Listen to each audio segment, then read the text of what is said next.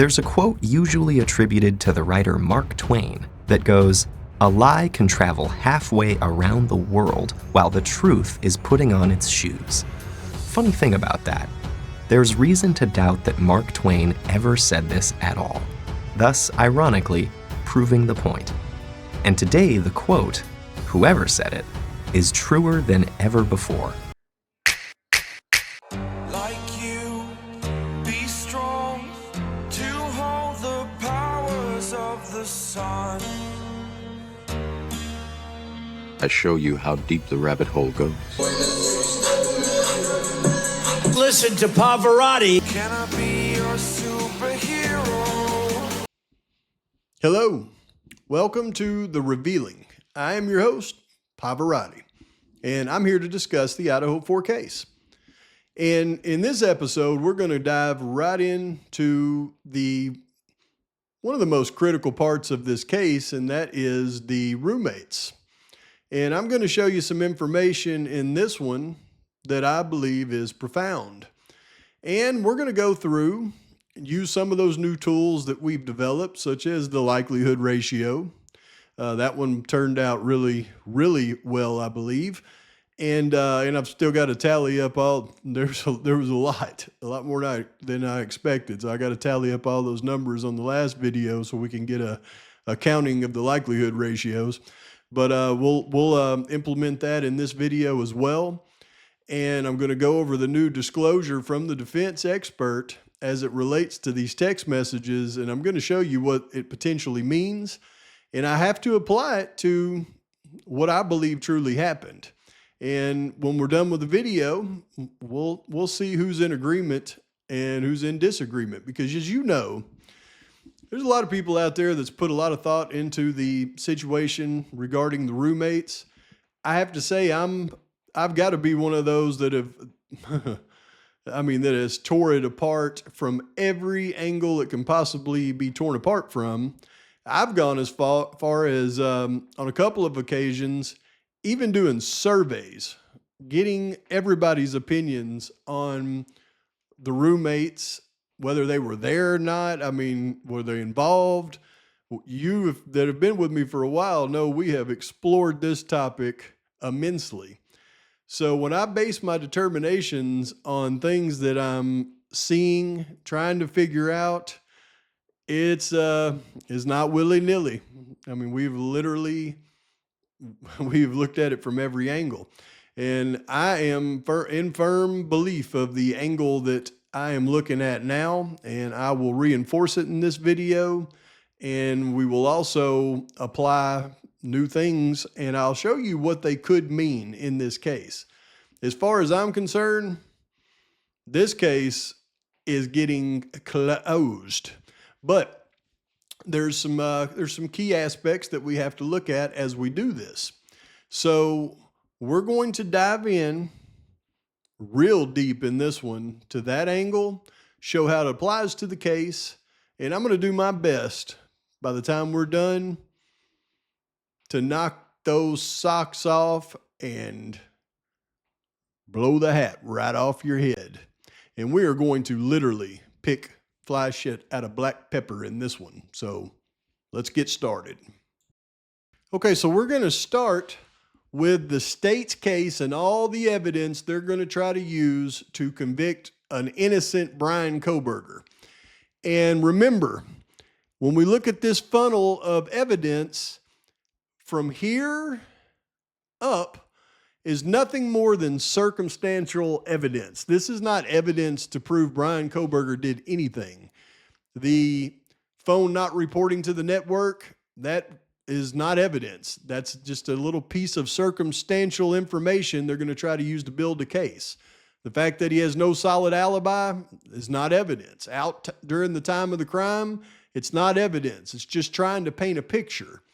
His term paper on crime scenes, certainly not evidence. His Reddit survey to criminals, not evidence. Depraved Google search history, a possibility they're going to bring that up. He's a criminology student. Again, none of this is evidence. It's just used to paint a picture because they don't have a motive. Then we've got the purchase of the balaclava, the Dickies tag, the click history for K-Bar knives. Again, none of this says Bryan Kohberger committed the atrocity. It's just circumstantial evidence that's used to paint a picture that they've got the right person.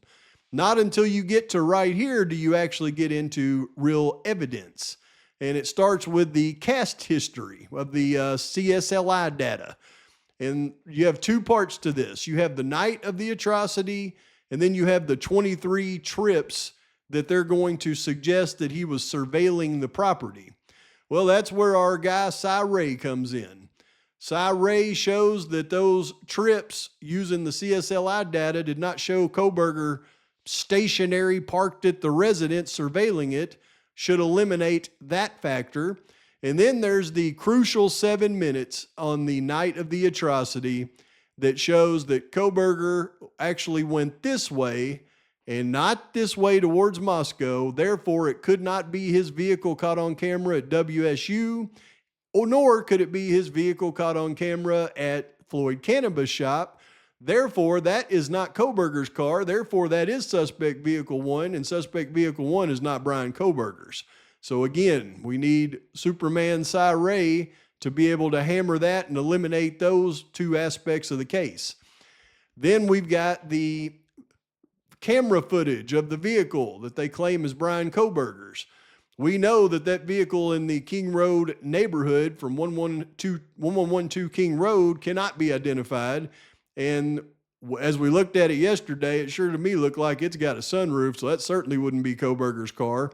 But then the vehicle that they captured on Ridge Road, upon further review, we have now unequivocally proven that that is a 2011 to 13 Hyundai Elantra. Therefore, that is not Kohberger's car. So that evidence is now gone as well. So that leaves the state with just 3 pieces of evidence. One is the DNA on the knife sheath. Now, we all know at this point that this is not Kohberger's DNA on the knife sheath, but we also know that it's likely law enforcement covered their tracks well enough to manipulate this DNA to where the defense cannot prove that they manipulated the DNA. So what they're doing is saying, okay, there's nothing else we can do. We'll concede on that right now and not focus our efforts on it. But once we show that the state lied on every other piece of evidence in the case, then why would we expect to believe that they did not lie on the DNA on the knife sheath? Excellent strategy. Which leaves us to these 2 pieces right here, which is the roommates and the DoorDash. The roommates are going to be the focus of this video, but I do want to touch on this DoorDash for just a second because I find this part kind of interesting. Now, when it comes to the DoorDash driver, I have made my case. I firmly believe the DoorDash driver is Eric Grower or Gower, whatever his name is. And whenever I presented it using 3 different data points that helped me to formulate my opinion. But my opinion was also based on other things, some which we will discuss in this video. But there's been a lot of contention out there. A lot of people disagree with me, and that's fine. Everybody's entitled to their opinion. This just happens to be mine. Now, one thing that's interesting, though, is when people express their opinion, but then they want to, I guess, talk about my opinion as they express their opinion. Now, that's a little bit different story when that happens. So what I want to do is listen to one of the arguments, because I've heard many, many arguments out there, and a lot of people don't want, for some reason, the DoorDash driver to be Eric G. In fact, I heard one guy that expects me to believe that he's receiving emails on who the DoorDash driver is at his little YouTube channel. Now, we've all been fighting for this information for 2.5 years, and I'm expected to believe that he's receiving emails from the DoorDash driver's family that's telling him who the DoorDash driver is, and we should trust him, because in all fairness, this is the same guy that said that he had a golf scholarship to Washington State University. In the very next video, he said he was kicked out of school in the 10th grade. And far as I know, I've been playing golf since I was about 4 years old. Back in the 90s, most high schools didn't have a golf team. And I doubt there was too many golf scholarships offered to individuals who were kicked out of school in the 10th grade. So when I hear a habitual, pathological liar tell me he's got emails that the DoorDash driver and who it is, I mean, I just have to go, I don't think I believe you, person. But then several other people out there, though, have kind of really hit hard on this grammar in English as it relates to the DoorDash driver and the way that it's listed in the court documents. And this one gentleman who I really like, let me just say this before I even do this, because I really like this guy. He seems like a really good guy. I want to listen though to his argument, and then I have a little bit of a counter argument once we listen to it. So let's just listen to what he has to say. And I'm only doing this because even though he didn't reference me by name, I mean, he's referencing me. So what you got to say, man? So what do I want to talk about tonight? Well, this ever elusive DoorDash driver. Now, there is a lot of confusion about this DoorDash driver, particularly in the documents. Now, there is one particular content creator that is kind of mudding up the waters with the commas and stuff like that. So that particular content creator does believe that Eric Gower is the DoorDash driver. No, that is not correct. It is in the documents. So basically, we're gonna go over how parentheses work. It's part of the. We learned this back in grade school, guys. Like when we were like in first grade, what parentheses are for. So let's go ahead and get into how parentheses work. Okay. So how parentheses work is very, very crucial to what these documents are actually telling you about who the possible DoorDash driver is. Or we don't even know if it's even alluding to a DoorDash driver. But so I'm very sorry to this particular content creator, but I respectfully disagree with what you said, and I will prove to you why I don't agree with what you said.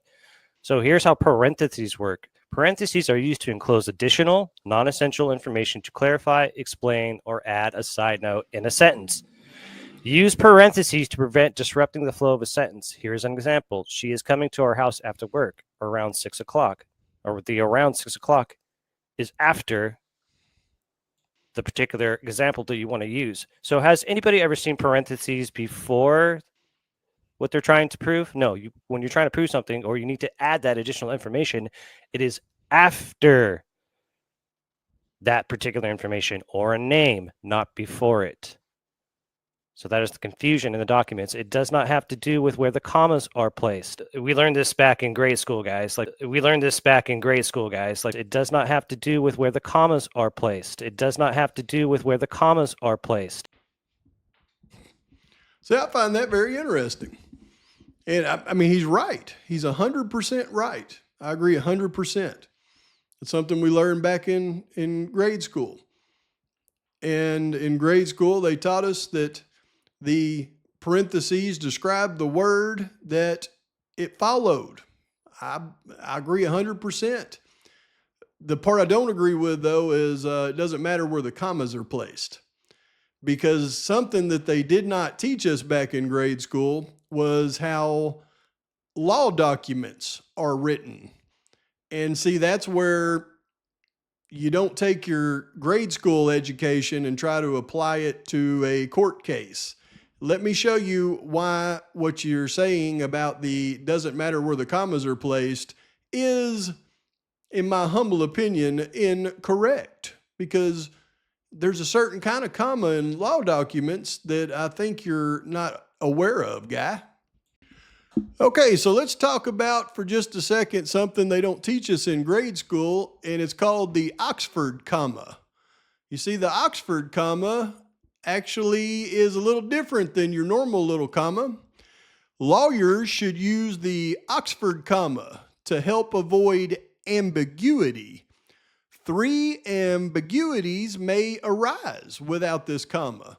whether the two final items in a list are one combined element or separate, whether one noun phrase modifies the others when there are two or more noun phrases next to each other in a list.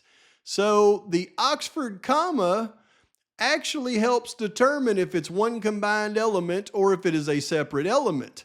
So when you go to this right here and you see comma, KG comma, XK comma, HC comma, DM comma, BF comma, JD comma, JS comma, MM, no Oxford comma, parentheses, DoorDash, close parentheses, EG, comma.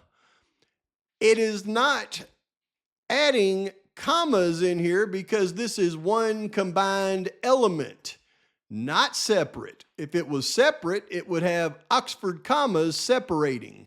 So this being one combined element, in my humble opinion, tells me that there were two parties involved with the DoorDash, and it's one combined element. Obviously, this person placed the order because this person delivered it. And you're telling me that this Eric Grower, this young man who is married, according to what everybody has said, you're telling me that he is just going out at early morning hours of the night and sitting and waiting to give rides home to drunk college kids, and his wife allows him to do that because he's such a great guy?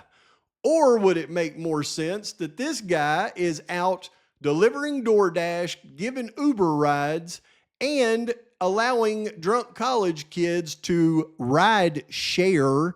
That's what a ride share means. That means they're sharing a ride with somebody conducting other business opportunities. And he gives them a ride based on the fact that he's out and about anyways. You see, that makes more sense to me.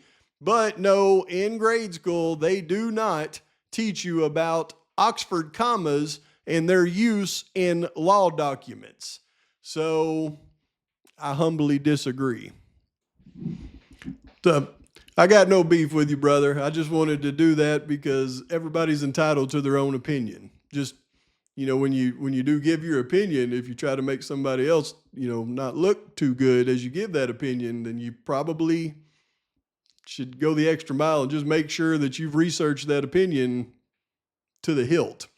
But again, that's not what we're here to talk about in this video. We're talking about the roommates.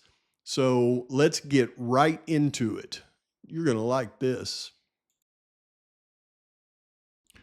Okay, so first of all, I've compiled a list of questions that I would like to present to you. And then once we're done with this list of questions, I will ask your opinion. And number one, how did they not hear the atrocity happening? We know that house had thin walls. Dylan was right underneath Kaylee and Maddie's room where they were unalived. Really, Bethany wasn't too far away from their room or Xana's room. They were unalived. We know that they were awake, and this had to be a very loud event. So how is it possible that they did not hear the atrocity happening? And then why did the perp not harm Dylan? It's all the mainstream morons' opinions that somebody went in to unalive Maddie. They unalived Kaylee because she was in the room with Maddie.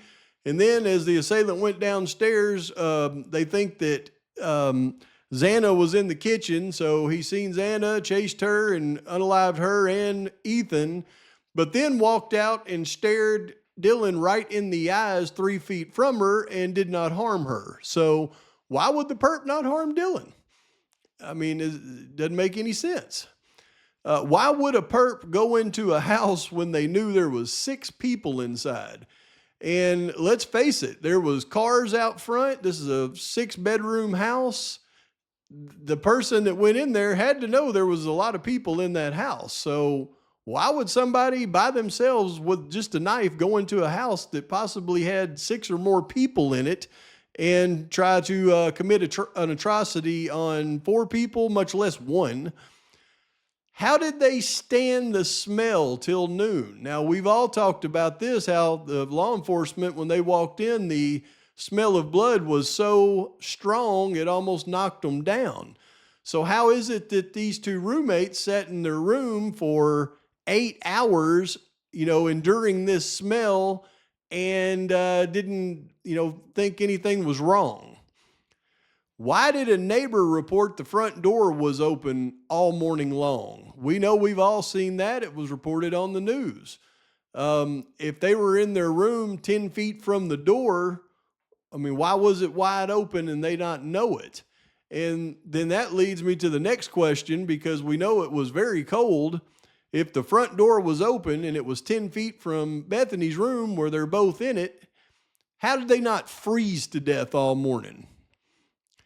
Why was it reported that the entire community knew what happened by 10 a.m.?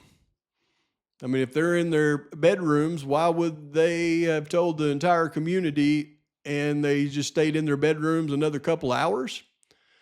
Why didn't they dial 911 that night, or at least that morning when they woke up at 7:30 a.m. at least, and they were, calling and texting everybody else in the world, but they were 10 feet, from the staircase that led up to their roommates' rooms? Why didn't they dial 911?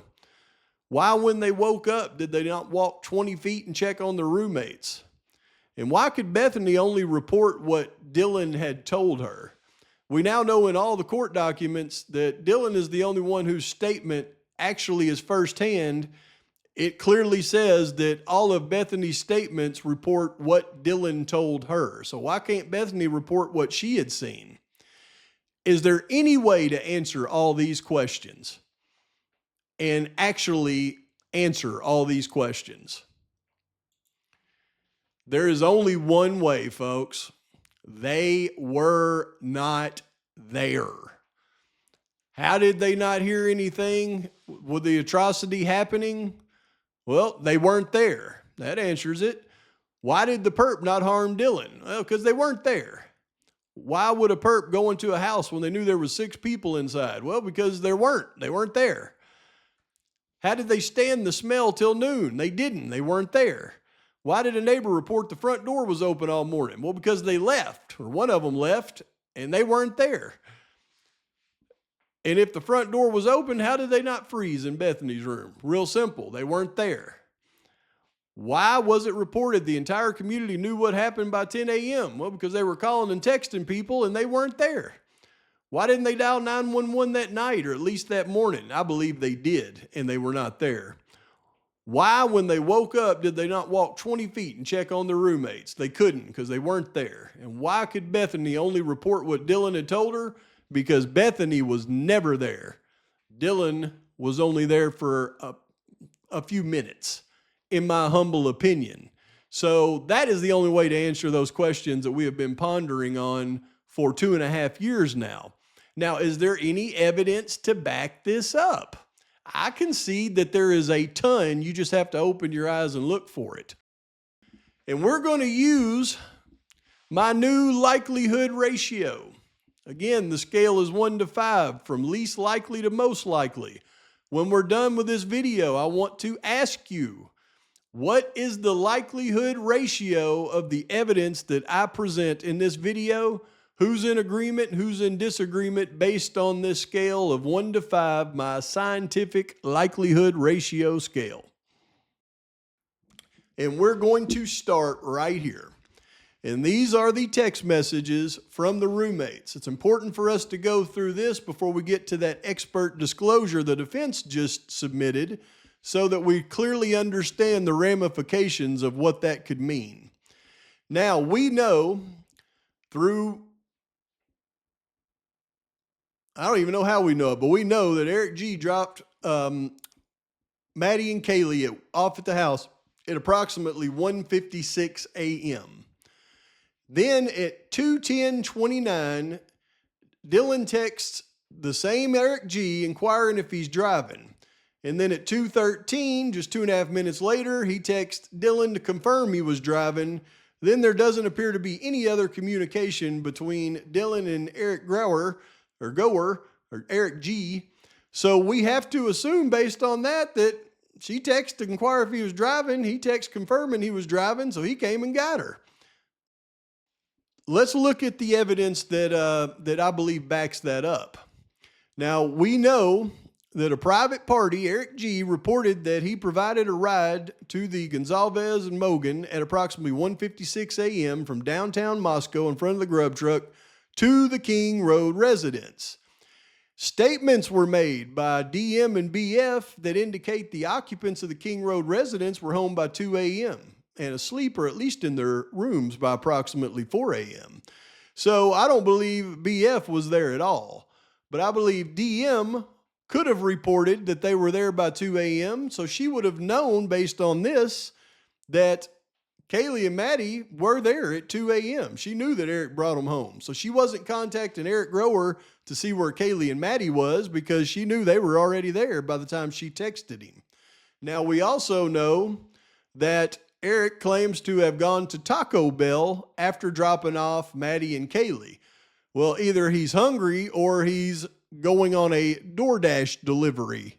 But either way, if he goes to Taco Bell after he drops them off, we can assume that he's still at Taco Bell because it's a 5-minute drive by the time that Dylan texts him if he's driving.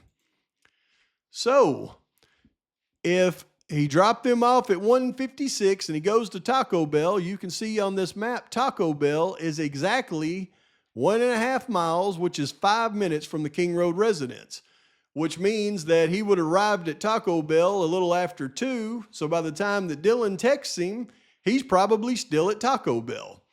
And then at 2:13, he confirmed he was driving. So he would finish up his business at Taco Bell and then drive over to pick up Dylan.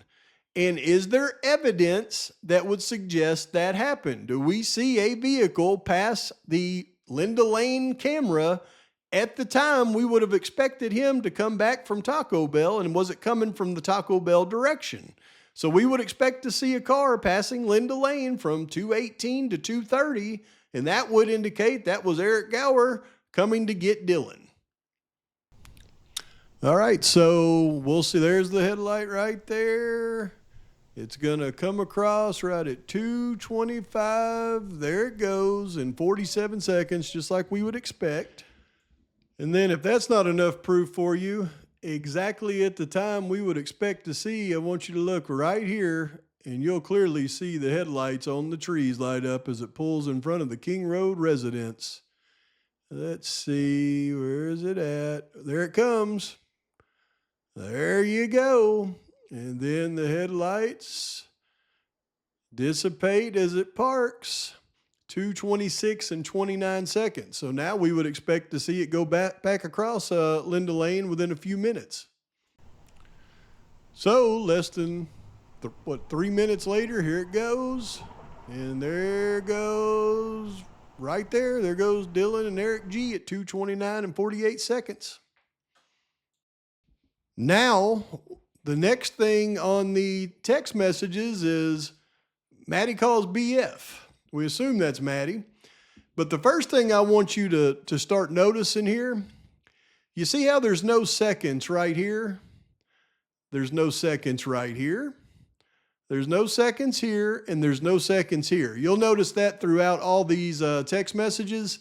The defense doesn't really put much emphasis on anything to do with BF. Anything that's just BF and DM's not in it, there's no seconds. Only the calls and the texts that have to do with DM is the seconds listed. That lets you know where the defense is putting all their focus. But if we can assume this is Maddie calling BF at 2:53, we know Kaylee and Maddie were calling Jack D until 2:52. Jack D wasn't there, so it would be likely to assume that BF wasn't there either, or they could have just yelled BF. So she has not been there all night. Next, we've got DM creates a new contact on her phone. Well, this report lists an enormous amount of phone activity for DM that night and that morning. None is listed between 2:13 and 3:51. So, if she isn't online doing stuff on her phone, if she isn't talking to anyone on her phone, because it doesn't indicate that, if there isn't anyone else in the house other than her roommates that she obviously already knows, then you're telling me she is sitting on the bed staring at the ceiling and remembering a random person's phone number to create a new contact in her phone?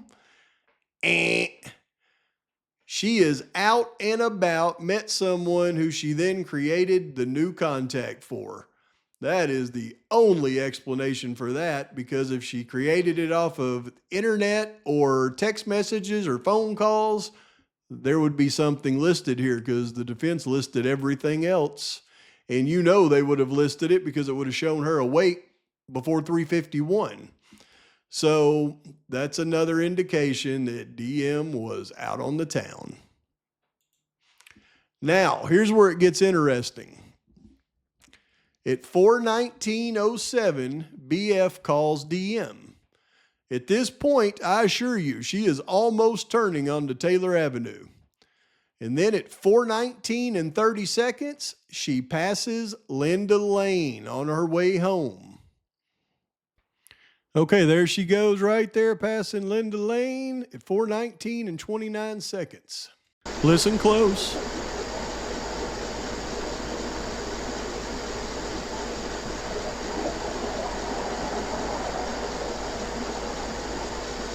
That was her pulling in front of the King Road residence at 4:20 and 6 seconds. And it lines up perfectly with the text messages. As she arrives at 4:20 and 6 seconds, she was on the phone calling Kaylee. She let that phone ring for 20 seconds. That's a full call. That let the phone ring at least a couple of times. But then, as you can see, at 4:20, she only lets the phone ring as she dials Kaylee for 8 seconds. An 8-second call. That's where Dylan sees something and then immediately calls BF. She stops dialing Kaylee. In an 8-second call, it doesn't even really leave it enough time to ring once. And then she calls BF and talks to her for 41 seconds. I don't think that Dylan ever got out of the car. I think when she pulled up, because she pulled up at 4:20 and 6 seconds, and then when you look at the FBI report, the white vehicle sped out and was caught on the King Road and 1112 King Road camera at 4:20 and 47 seconds. I think when she pulled up, she seen somebody come out of the house, probably both of them come out of the house, one of them in their underwear, one of them wearing the ninja outfit, and they ran. One got in the white car, sped away at 4:20 and 47 seconds, which would add up just perfect. Then we see the other one drive away at 4:23, which again would add up perfect. I don't think she ever got out of the car. I think she's seen them both coming out of the front door and immediately called Bethany and said, guess what just walked out of the house? And if that's the case, then Bethany calls Xana, Dylan calls Maddie. Bethany's at a hotel. Dylan's sitting in the driveway. Bethany calls Maddie. Bethany calls Ethan. And then DM texts Bethany, no one's answering. I'm really confused right now. Frantic calls and texts are made to all their friends because she told Bethany what she's seen coming out of the house. She's sitting in the driveway. But once again, I want you to notice all of Bethany's stuff doesn't have seconds. Only Dylan's do. Now, 4:22, Dylan to Kaylee. Kaylee, what's going on? And then we've got an outgoing message to Snapchat by Bethany. Now, again, there's no seconds on it because the defense is not putting any importance on that. And then all of these other text messages come through. Dylan and Bethany texting back and forth all the way down here to where Dylan says, my phone is going to die F. Now, if she was in her room, her phone charger would be sitting there plugged in. She's not. She's sitting in a vehicle and she doesn't have a phone charger, and that's why that's such a big deal. And then Bethany says,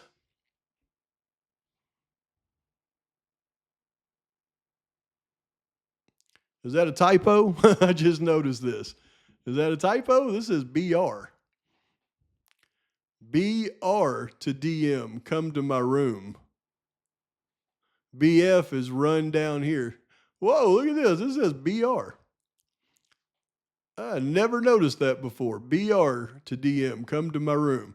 This is probably supposed to be BF, come to my room, but has that always said BR?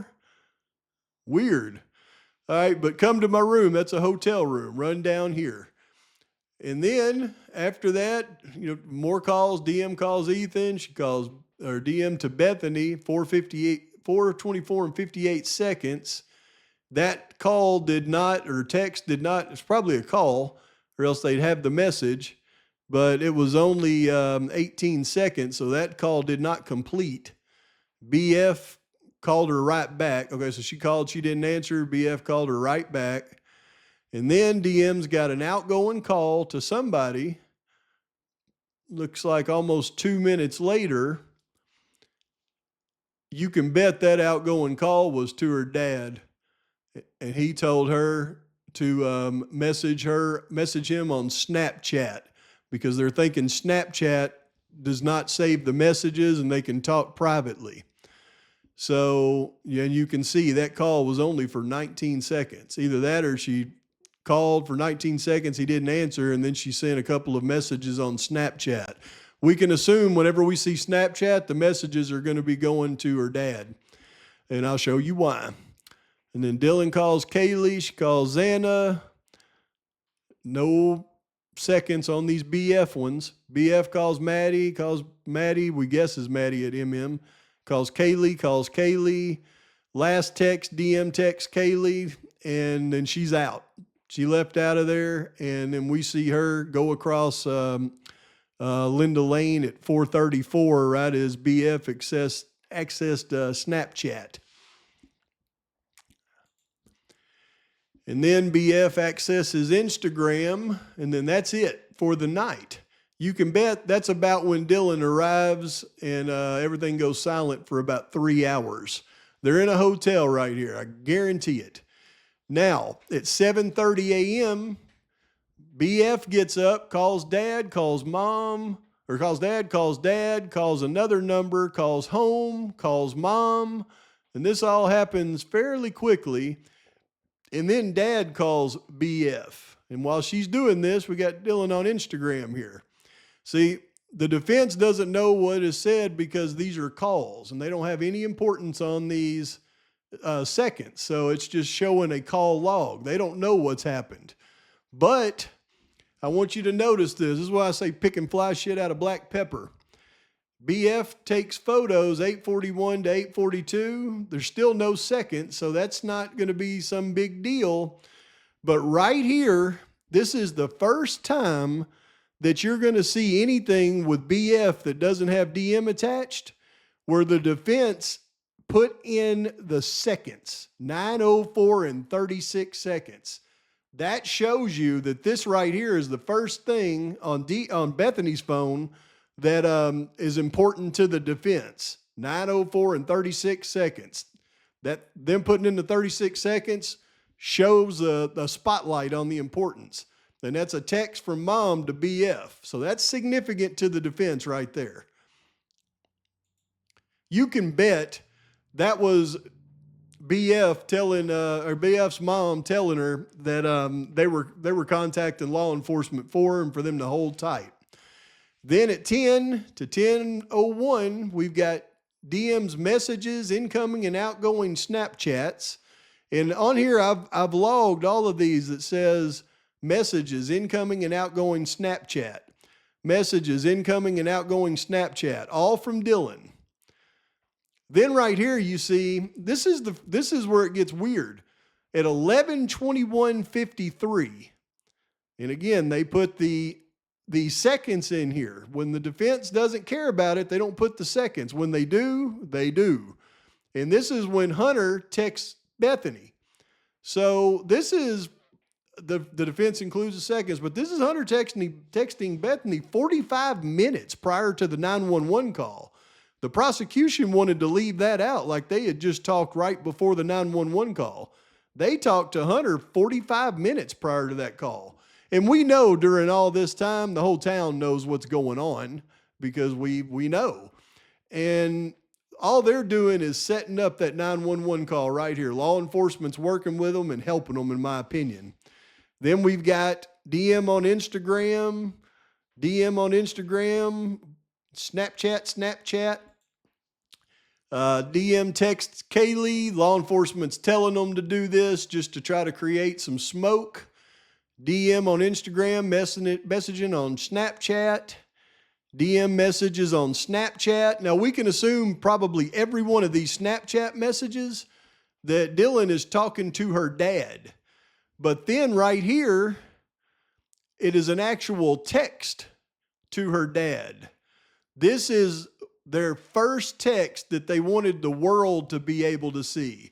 They'd been talking on Snapchat all this time, thinking that those messages would never be seen by anybody. And then they say, okay, go ahead and text me so the world can see a regular text, and we'll use that to try to create our real timeline. Again, BF calls Hunter, but they don't put any seconds on it, so they don't care. Hunter text DM, and then all that stuff starts. And these are all important to the defense because they prove an orchestrated event is taking place, because now all of a sudden, all of these texts that doesn't include Dylan, it's just BF. Really, it's just BF and Hunter. You notice the defense has now included seconds on all these texts. So they're going to use these texts right here to show that everybody was lying at this point, I guarantee you. And down here, we've got the 911 call where all of a sudden everybody's frantic and dialing 911, and we don't know why they're frantic because according to them, they still haven't seen anything. But while BF is dialing 911, look, Dylan's on Instagram. 11:56, she's on Instagram the whole time. Bethany is dialing 911, and you can bet she didn't get off Instagram till she got on the phone all frantic herself. So very interesting, but this is where it gets real. This is the statement from the defense's expert witness as it relates to this matter. And I'm not going to read the whole thing to you, but I've started right here where it gets really important. I've been retained as a digital forensic examiner to assist Miss Ann Taylor, Esquire, and the defense team in the Idaho versus Bryan Kohberger case. I have reviewed the documents titled DM 11.3 bubble format and BM 11.13 bubble format. Brent Mortensen and Dylan Mortensen, which contain data extracted from mobile devices used by individuals identified as Dylan and Brent Mortensen, respectively. These documents reflect periods of activity on the mobile devices that will require user interaction with the device for them to occur, specifically for the date of November 13, 2022. The documents include artifacts and content demonstrating a variety of user interactions, including incoming and outgoing native text messages. That, when they say native text messages, that's the text message that they wanted the world to see, the regular text messages that they did at 1140. Incoming and outgoing Snapchat message artifacts, indicated by the application identifier com.toyopagegroup.peekaboo. Voice and video calls conducted via Snapchat in the native phone dialer. Creation, modification, and deletion of multimedia files such as images and videos. Application usage logs show when specific apps were opened and closed. Internet browsing artifacts and cookie data showing to particular websites or internet-based services. All this is probably to do with Dylan's work on all those other apps. But whenever they're focusing in on Brent and Dylan and Snapchat, they're focusing in and saying, we know what messages they were sending between each other all night long on Snapchat that they thought would never come to light. And it's all because of .com or com.toyopagegroup.peekaboo and what they're able to do with it. Check this out.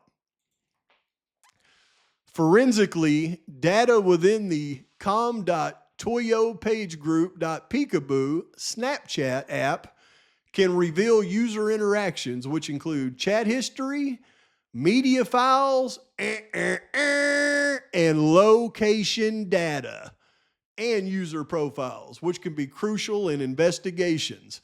Here's a more detailed breakdown of the potential forensic data. Snapchat messages, including text messages, images, and videos. So all those Snapchat messages that you think disappear, it can all be pulled with this com.toyo page group peekaboo if it's looked up forensically. Timestamps and metadata associated with each message. Contact lists and user information. Photos and videos sent or received through Snapchat. Metadata such as file names, file size, and timestamps. Snapchat usage patterns and frequency. Location data, if enabled through GPS, Wi-Fi, or Bluetooth. Through GPS, that means they'll be able to know exactly where they were down to the foot. And then down here, you'll see Snapchat records can contain various artifacts useful for forensic investigations. Files related to Spectacles devices and iPhone information created after pairing and syncing data. Now, you know what that is? Whenever they talk about Spectacles devices, if you have these spectacles that have a camera built into them synced with your Snapchat, then they can go into this file forensically and they can pull up any video that these things took. So if you ever decide to get spectacles with cameras in them and hook them up to your Snapchat, just know that they'll be able to go in and pull all that video and know exactly what you was doing at any point in time. Now, these spectacles, I don't believe were available in 2022. I think this is something that just came out in 2024. But when I look at all this, the location data is going to be key. They know exactly where they were when they were sending those Snapchat messages they thought nobody would ever see. So when you start looking at 427, they've got Snapchat messages. If they're out in front of the house in a car, then they're going to know it because they'll have their location data for that. So if they weren't in that house when they were making these calls, they're going to know it. And they thought these would never come to light. All of these messages, if they are sitting somewhere other than the King Road residence, like I say they are, then their goose is absolutely cooked because they'll know exactly where they were when they sent these messages and exactly what they were saying on those messages. I bet the prosecution is about to come unglued right now. So when we go back to this list right here of all of the evidence, we can, based on what I've showed you in this video, if you agree with my interpretation of these facts, once they realized that she was not even there, even after the crime, because it's all been a lie, even after the crime. If the defense can prove that she wasn't there, even after the crime, before the 911 call, then that destroys any credibility that law enforcement tried to build for her. And that is gone. We'll get to these other ones here at another date. But as we go through all of the evidence against Bryan Kohberger that's been manipulated and we uncover it one piece at a time, there's not going to be anything left for these crooked people to try to convict him on. Now, folks, I've gone over some of this information before, but I am literally the only person I've ever seen that truly believes what I've presented in this video. And who knows, maybe I'm crazy and everybody else out there is right, but I don't think so. Because when I take all of those questions that I started with in this, and I think you would agree, the only way you can actually answer those questions is with the answer that they were not there.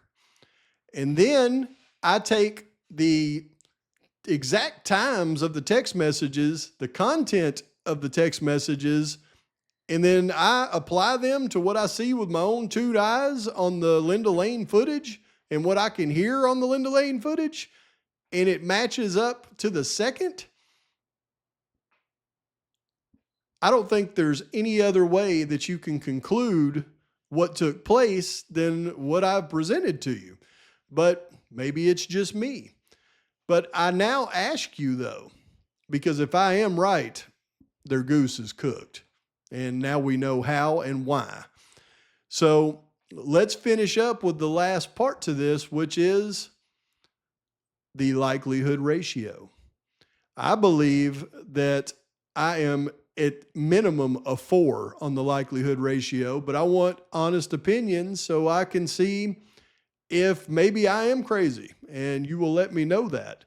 So on a likelihood ratio scale, 1 through 5, please rate what the likelihood is of the information that I've given you today. And please like and subscribe to the channel. Post your comments, thoughts, criticisms, and until next time, Pavarotti is out.